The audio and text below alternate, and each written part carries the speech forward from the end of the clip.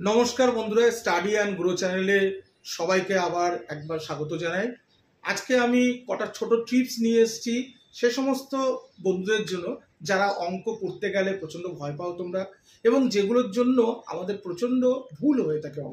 হয়তো অঙ্ক আমি ঠিক করছি কিন্তু ওই ভুলগুলোর জন্য অঙ্কে আমি ফুল মার্কস পাচ্ছি না, যেটা গার্জিয়ানদের ক্ষেত্রেও তারাও বলছে একই কথা যে আমার ছেলে ভালো অঙ্ক করছে অথচ অঙ্কে কেন ফুল মার্কস আসছে না। টিচাররাও সে একই কথা বলছে। অ্যাকচুয়ালি ভুল আমরা পরীক্ষা হলে কোনটায় করি যেটার জন্য আমাদের মার্কস কাটা যায়। আজকে সেই জিনিসটা নিয়ে আমি একটু ডিসকাস করতে চাই তোমাদের সঙ্গে।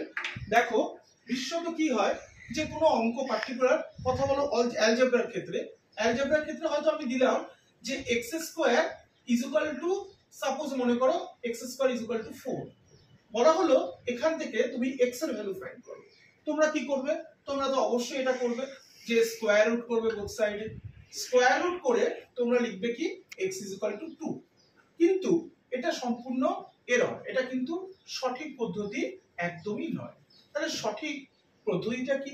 তোমাকে করতে হবে x square is equal to 4 দেওয়া থাকলে তোমরা স্কোয়ার রুট করবে। আর সবসময় মনে রাখবে যে স্কোয়ার রুট করলে একটা করে প্লাস মাইনাস সাইন আসে। সুতরাং x is equal to plus minus 4 এটা তোমাদের সঠিক সলিউশন। এইভাবে যদি তোমরা করো তাহলে তোমাদের কখনোই অঙ্কে কোনো মার্কস তোমাদের ডিডাক্ট হবে না। আর আমারও মনে হয় এইটাই তোমাদের সঠিক পদ্ধতি, এইটাই তোমরা ফলো করবে। যদি আমার এই টিপসটি তোমাদের ভালো লেগে থাকে তাহলে অতি অবশ্যই চ্যানেলে একটা করে লাইক এবং সাবস্ক্রাইব করবে। আজকে এই মুহূর্তে নমস্কার।